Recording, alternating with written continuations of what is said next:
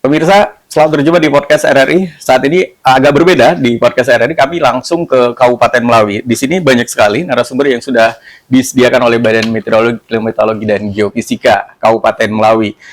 Pendengar dan pemirsa, kita memang saat ini sedang berada di satu ruangan yang nantinya kita akan membicarakan bagaimana kebencanaan, siap siaga kebencanaan, karena kalau saya membaca satu tulisan di sini, ada hotspot juga hari ini yang terpantau di Kabupaten Melawi, ada 3 hotspot. Dan ini juga harus diwaspadai tentunya, walaupun masih ada curah hujan. Tahun 2024 ini memang diperkirakan curah hujan tidak terlalu tinggi ya. Artinya tahun 2024 ini maksud kami kemarau tidak terlalu panjang, masih ada curah hujan. Tetapi di akhir tahun harus diwaspadai, ada potensi hujan yang cukup ekstrim di akhir-akhir hingga Januari, hingga di awal tahun 2025. Yang lebih mengetahuinya tentu orang-orang BMKG. Terkait informasi cuaca, mungkin bisa dilihat di mungkin warawiri terus ya. Mungkin bisa dijelaskan oleh Mas Ajis lah.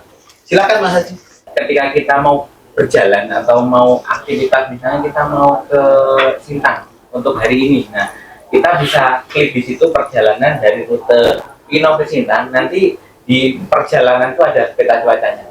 Jadi ketika itu bukan update, jadi datanya itu per 10 hari. Jadi 10 hari ke depan kita misalnya mau aktivitas ke Sintang nih. Jadi mau lewat mana itu udah ada di peta tadi. Udah ada roadnya ya.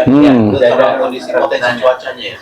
Selain itu, kami kan biasanya mengeluarkan produk yang berbentuk JPEG, yang hanya gambar yang kita share di grup ataupun di sosial media kami. Nah, untuk sekarang ini kita hanya meng-share link. Jadi link ini mungkin hanya bisa diakses di wilayah yang ada internetnya. Nah, untuk mungkin kami itu butuh bantuan untuk yang di daerah-daerah ataupun yang susah sinyal. Nah, susah sinyal mungkin untuk meneruskan info-info yang dari kami, karena keterbatasan kami yang tidak bisa menjangkau ke seluruh masyarakat. Nah, ini adalah mungkin dengan kolaborasi ataupun inovasi ini, mungkin info kami bisa bermanfaat bagi seluruh masyarakat, bukan hanya di Melawi. Jadi ketika ingin beraktivitas di wilayah manapun, nanti kita bisa memantaunya. Dan juga di sini ada beberapa, misalnya indeks kenyamanan wilayah sini, kondisinya nyaman atau tidak, itu ada di aplikasi ini. Nah, ini adalah contoh aplikasi berbasis dampak. Nanti kelihatan nih, misalnya dampaknya apa. Nah, warna kuning nanti bisa diklik, bisa diklik per wilayah. Nanti kalau di ini Pak, di melalui portal aplikasi info BMKG juga bisa ya? Juga bisa. Jadi ini sebenarnya terkonek dari info BMKG. Nah, ini rute-rute yang sudah dimetakan.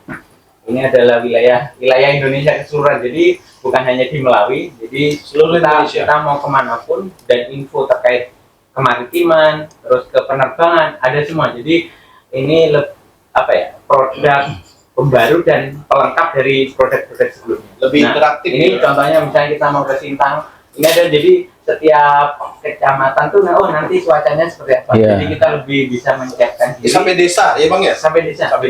Ini lebih detail dari info yang biasanya kita hanya per kecamatan, ini per desa. Jadi kita bisa klik nih 10 hari ke depan, sampai 10 hari ke depan. Jadi untuk merencanakan perjalanan mungkin lebih terschedule dan mempersiapkan diri.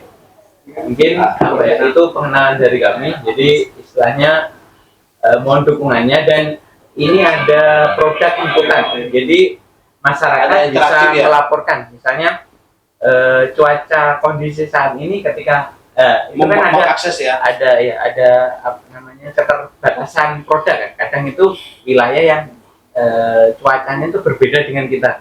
Itu nanti masyarakat bisa mengupdate, dan istilahnya kita merangkul seluruh masyarakat agar info ini semakin akurat. Kondisi cuaca atau hujan atau musim durian.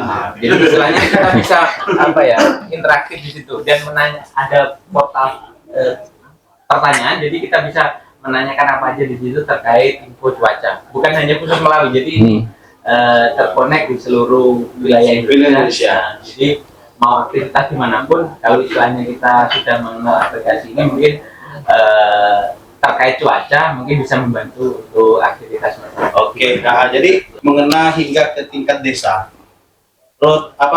end road kita, on road kita ketika kita mau touring dan lain-lainnya, kemudian mau survei dan lain-lainnya, insya Allah mungkin diupayakan bisa tercover gitu. Kemudian tidak menutup juga dengan pertemuan kita ini, kami juga meminta feedback sebenarnya ya, feedback kepada teman-teman semua yang hadir di sini, apa sih yang kurang dari BMKG, apa sih yang harus diperbaiki, dan kita juga open minded lah untuk kritikan, masukan, saran dan lain-lainnya. Kenapa? Semakin kita mendapatkan kritikan, masukan dan lain-lainnya, ya yang minus-minus dari kami berusaha kami hapus gitu. Kita tambah dengan nilai-nilai positif. Sama halnya kita membuat inovasi Megatalk di sini, kita open mic setiap hari Senin sampai Jumat, kemudian kita ngumpul bareng di sini. Ibaratnya banyak hal yang bisa kita dapat. Terutama satu yang saya anggap sangat plus, yaitu kita berjejaring. Kita bersama-sama. Mungkin saya baru kenal ibu, setelah itu mungkin dapat nomor telepon, langsung saya boom dengan informasi cuaca tiap 10 hari. Ya kan? Ya Bu ya. Nah, Bang Borongnya mungkin mudah-mudahan tidak bosan nih Bang ya. Nah, jadi ibaratnya seperti itu. Jadi informasi ini bisa langsung tersebar luas, bukan hanya di lini pemerintahan, tapi masyarakat juga bisa tahu. Dan memang kami dalam mengeluarkan informasi ada produk yang memang bertanda tangan atau cap basah yang ibaratnya bernilai legalitas instansi. Makanya itu juga sesuai permintaan Pak Sekda sebenarnya. Ada permintaan Pak Sekda ketika bertanya kepada saya, Pak Ruli, kami dalam menyebarkan informasi karena kami terkendala antara legalitas informasi yang bisa kita teruskan ke bawah-bawah kami. Makanya beliau meminta kalau bisa BMKG ketika ada peringatan dini bla bla bla itu ada berupa produk yang legal. Jadi ketika mendapat informasi dari Sekda misal kemarin kasusnya bisa meneruskan ke camat-camat atau OPD-OPD yang ada yang bertalian dengan kondisi tersebut. Makanya kami mohon izin dan mohon maaf jika setiap 10 hari, sebenarnya dari kemarin malam, hanya saja kami tidak mau mengganggu, membom teman-teman sekalian. Mungkin nanti habis ini kita akan share juga informasi terakhir untuk 10 hari ke depan dan 6 bulan ke depan. Nah, jadi sebenarnya kita bisa mengelaborasi informasi tersebut untuk aspek-aspek kegiatan kita, baik OPD ataupun swasta dan lain-lainnya atau masyarakat umum untuk kegiatan ke depan. Kami ucapkan terima kasih tanpa mengurangi rasa hormat ya. Ibaratnya kami mengucapkan terima kasih sekali sudah mau hadir di sini. Walaupun mungkin tidak ada kue yang mau kita potong, memang momen hari ini sebenarnya momen tanggal 21 sebenarnya BMKG yang berulang tahun yang ke-77 tahun. Sebenarnya itu sudah ada lama, BMKG itu sebenarnya sudah hadir lama, 1860 itu sudah ada. Karena salah satu monumen kami, sekolah kami itu ada gedung Belanda 1860, 10 tahun sebelum tanam paksa. Tanam paksa itu kan 1870 kan. Jadi dalam menerapkan ilmu-ilmu pertanian perkebunan, mereka membutuhkan informasi meteorologi dan klimatologi. Makanya 10 tahun sebelumnya memang sudah di-share atau sudah disebar jejaring pengamatan meteorologi yang dilaksanakan oleh Belanda waktu itu untuk di wilayah Indonesia.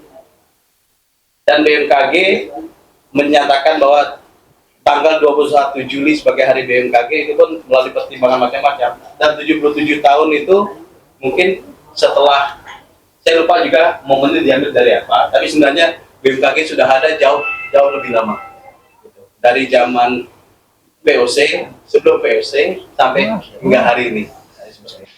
Dan saat ini saya akan perkenalkan di sebelah saya ada Pak Paulus, Sekretaris Daerah Kabupaten Melawi. Selamat pagi Pak. Selamat pagi. Apa kabar nih Pak? Kabar baik. Kita akan bicara nanti tentang bagaimana siapsiagaan Kabupaten Melawi nih Pak Sekda. Ya, siap.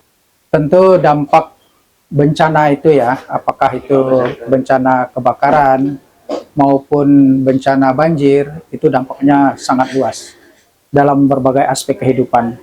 Maka pada kesempatan ini kebetulan diskusi-diskusi seperti ini sering kami laksanakan yang diinisiasi oleh BMKG. Ya, kami selalu menghadirkan beberapa OPD teknis terkait, ya, Dinas Kesehatan, kemudian Pertanian, Dinas Sosial, kemudian Kebakaran, Diskominfo, BPBD, dan seterusnya.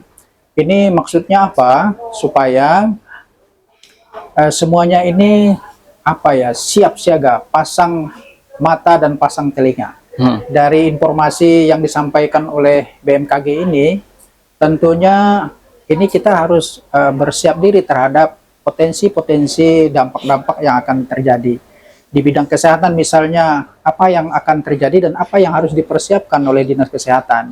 Misalnya kebakaran hutan atau asap, kan pasti berdampak secara kesehatan. Apa antisipasi kita? Kita melakukan langkah-langkah apa dan seterusnya.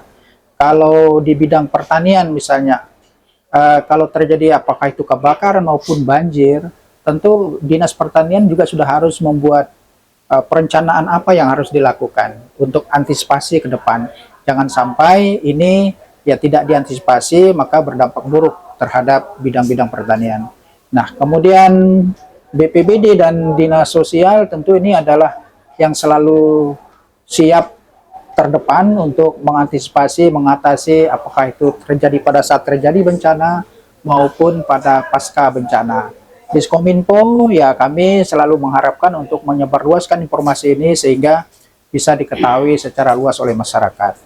Nah, ini apa namanya hal-hal positif yang saya pikir yang dilakukan, yang diinisiasi oleh BMKG ini, sehingga ini ya membuat kita semuanya selalu pada posisi siap menghadapi berbagai bencana persoalan yang terjadi di Melawi khususnya. Mungkin itu ya, saya pikir ini diskusi kita nih menarik, tetapi saya mohon maaf karena agenda saya banyak sekali hari ini. Tadi Jadi, diceritakan itu ya, dalam satu hari ini, wow. saya menghadiri 4 agenda hari ini, habis ini ke pencanangan PIN Hari Anak, setelah itu nanti acara BPJS di sebuah desa, habis itu nanti ada menghadiri pembukaan turnamen olahraga. Nah, ini rangkaian kegiatan saya hari ini. Mungkin saya tidak sempat ke kantor kayaknya hari ini. Saya ke pertanian ini karena dari tadi kita bicara tentang kebencanaan, tetapi juga ada solusi sebenarnya tadi yang disampaikan oleh Bang Yadi dari Mangkalakmi, berbicara sebenarnya lebih mengedukasi bagaimana mengubah bencana ini menjadi satu yang mendapatkan hikmah, misalnya dari pertanian. Dari pertanian punya program tidak sih? Misalnya ketika lahan yang sudah terbakar, tadi kan kalau kita berbicara masalah ladang berpindah gitu kan, kemudian saat ini masyarakat lokal diedukasi untuk cobalah lahan itu tetap digunakan dengan tetap menggunakan lahan itu dan diolah seperti misalnya di Pulau Jawa karena lahannya terbatas. Di Kabupaten Melawi ada tidak program seperti itu? Assalamualaikum warahmatullahi wabarakatuh. Waalaikumsalam. Selamat pagi dan salam sejahtera. Izin perkenalkan, nama saya Yusuf ya. Saya dari Dinas Tanam Pangan dan Pertanian Kabupaten Melawi. Jadi kalau kita bicara masalah bencana Pak ya, khususnya di keterkaitan kami dengan kasus-kasus bencana seperti yang disampaikan baik itu bencana alam banjir maupun kebakaran. Seperti sekarang ini kan kita sebelum menghadapi banjir ini kan mulai musim kemarau ini kan. Iya. Kami keterkaitannya lebih ke Rawan pangan. ini Pak, banyak perusahaan yang kita kelola Pak ya, terutama izin-izin sawit yang disebutkan tadi. Iya. Ya, kita tahu di sini ada kurang lebih 16 izin Jadi sawit. di dalamnya ada perkebunan ya berarti ya? Ya, ada Pertanian 5 dan perkebunan. Ada 5 bidang Pak. 5 bidang, Ya. ya. Yang pertama bidang pangan dan perkebunan ya. Yang kedua bidang pertanian dan penyuluhan, bidang perikanan, bidang peternakan dan sekretariat itu sendiri. Jadi kami cukup gemuk nih bidang-bidang nih Pak, sehingga kami cukup kewalahan ya kan. Seharusnya untuk pangan itu bisa berdiri sendiri, ketahanan pangan itu seperti di provinsi. Kita menangani kebun aja cukup sibuk juga terkait pembinaan dan pengawasan. Seperti yang saya sampaikan tadi, kita bicara, saya mungkin saya sampaikan dulu terkait dengan kebakaran lahan dan hutan Pak. Karena kita memang diminta untuk konsen ke ranah itu Pak ya. Karena tiap tahun kejadian-kejadian ini berulang-ulang seperti yang disampaikan oleh Bapak Ahmad itu. Kita tahu PT Raffi kemarin itu kejadian sampai 2000 lebih. Ya. Dan Perusahaan itu ya? Iya, perusahaan sawit. Nah, sudah ingkrah kena denda sampai hampir 1 triliun Pak. itu sudah viral ke seluruh Indonesia. Di Kabupaten Melawi itu. Ya? Iya. Dan itu ada keterlibatan juga dalam proses penanganan dari Manggalahmi, dari kawan-kawan Polres ya, sampai mendatangkan helikopter juga. Jadi terlepas dari itu memang kita ada waktu untuk mengantisipasi dari terjadinya kebakaran seperti ini, biasanya kita kumpulkan perusahaan itu kan, kita beri pemahaman terkait kesiapan daripada brigade. Di situ sudah ada brigade, Pak. Brigade api ya? Ya, brigade api sudah mungkin ada bintek juga, pelatihan dari Manggalahmi bersama Kapolres juga di tiap perusahaan itu, Pak. Dan kita persyaratkan itu dalam proses penilaian kebun, pengawasan juga kita nilai itu, Pak. Termasuk satprasnya ya, ketersediaan daripada POM ya, ketersediaan daripada menara api, embung juga. Nah, itu biasanya kita cek tiap tahun, Pak. Dan untuk mengantisipasi kebakaran hutan seperti ini, biasanya kita buat surat untuk mengantisipasi, untuk memperingatkan pihak perusahaan, himbauan lah untuk mengantisipasi terjadinya kebakaran. Itu sebagai langkah kami ke depan, ya, sebagai antisipasi lah gitu. Sehingga kalaupun ada yang disampaikan tadi hotspot ya, itu biasanya hotspot itu ada laporan dari pusat ke kami, Pak. Biasanya itu masuk di beberapa kecamatan dan masuk dalam izin konsesi perusahaan tersebut. Dan setelah kita cek bersama-sama pihak Kapolres juga, kadang BPBD juga, itu memang ladang daripada masyarakat gitu. Yang masuk dalam izin konsesi itu perusahaan. Izin konsesi. Karena di dalam izin konsesi itu, Pak, ada lahan-lahan yang memang belum dibebaskan oleh perusahaan, sehingga masyarakat punya hak untuk beladang di sana. Ketika beladang mungkin kurang koordinasi dengan pihak perusahaan, akhirnya merambat. Itu yang terjadi berapa kali, di samping hal-hal mungkin yang tidak bisa diantisipasi tadi terkait mungkin kecerobohan dari pihak masyarakat sendiri gitu. Apa tidak sengaja mungkin. Ya, tapi saya tegaskan kembali di sini, Pak, terkait isu-isu bahwa perusahaan itu membakar lahannya untuk land clearing, tidak ada lagi land clearing. Tidak ada ya? Tidak ada lagi. Saya tegaskan di sini. Apa yang perlu Bapak sampaikan nih dari semua informasi yang kita jaring? Silakan, Pak. Terima kasih, Pak. Pada kesempatan ini di closing statement yang terakhir ini, pertama-tama kami mengucapkan terima kasih kepada OPD-OPD yang telah membantu BPBD dalam hal penanganan bencana ini, Pak. Baik itu bencana banjir, tanah longsor, puting beliung, kemudian kebakaran hutan dan lahan. Memang kami akui seperti tadi yang saya sampaikan, BPBD ini tidak akan mampu dan tidak akan bisa bergerak sendiri, Pak, tanpa dukungan kawan-kawan ini. Dan kawan-kawan pun mungkin pada kesempatan ini baik di dinas OPD lain, kendala kami ini juga banyak, Pak. Dari sisi mungkin prasarana dan sarana, belum lagi pembiayaan operasional dalam penanggulangan bencana. Mungkin kawan-kawan ini nggak mau aja ngomong gitu kan. Cuman kami sebagai pelaksana di lapangan ini, itu urusan pimpinan lah, Pak, sebagai pengambil kebijakan. Yang jelas ketika ada bencana, siap tidak siap kami ini harus terjun ke lapangan. Dan saya pikir seperti kebakaran hutan dan lahan yang trennya agak sedikit berkurang tahun ini, yang lebih banyak seperti yang disampaikan teman-teman kami dari Damkar itu, yaitu kebakaran rumah-rumah penduduk ini.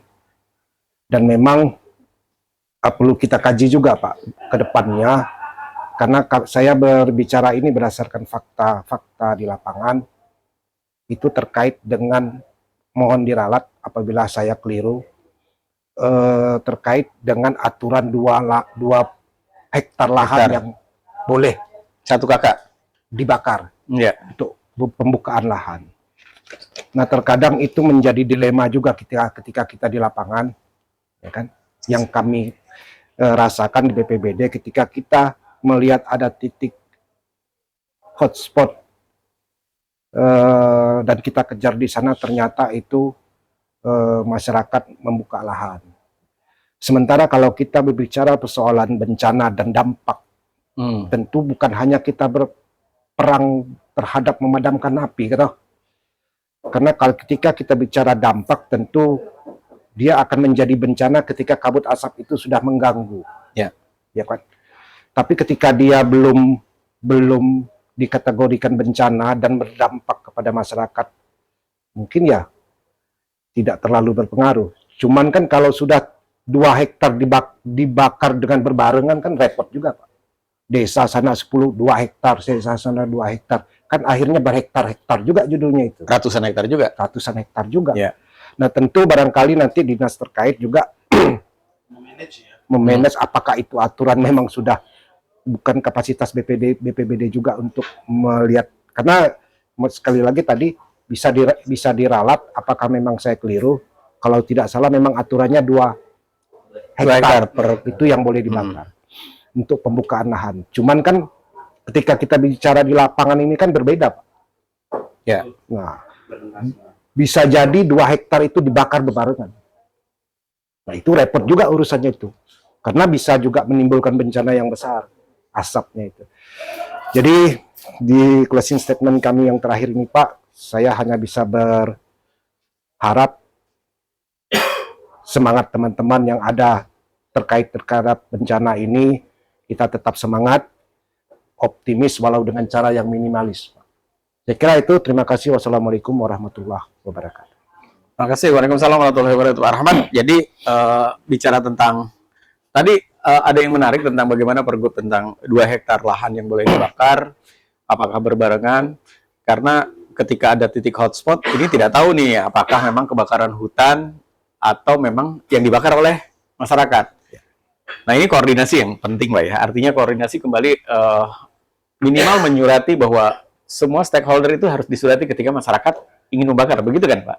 Kalau dari apa yang disampaikan tadi, sebenarnya di aturan tadi itu menyebutkan bahwa tidak harus sekaligus, itu harus diatur polanya gitu kan. ya Nah, itu di setiap desa itu, cuman implementasinya memang masih masyarakat masih secara diam-diam juga membakar sendiri, itu yang kita tidak bisa antisipasi.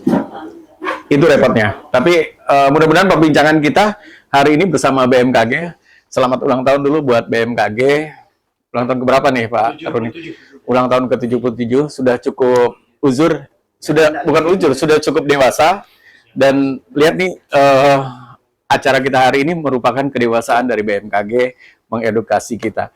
Dan jangan lupa bahwa manusia cerdas itu adalah manusia yang tahu memprediksi ke depan. Misalnya ada tadi petani yang cerdas adalah petani yang dia bisa menentukan sikap apakah hari ini pergi ke ladang atau tidak. Ketika dia pergi ke ladang tetap menimbulkan kerugian, dia tetap mengundurkan untuk tidak pergi ke ladang. Komunitas, teman-teman juga, apakah hari ini touring atau tidak. Kalau ada badai di jalan, diundurkan saja daripada menimbulkan bencana. Itulah pentingnya dari BMKG. Saya tutup sampai di sini perbincangan kita dalam acara Bincang Ngopi bersama BMKG. Saya Taufik Hidayat bersama Bang Ruri. Sampai jumpa.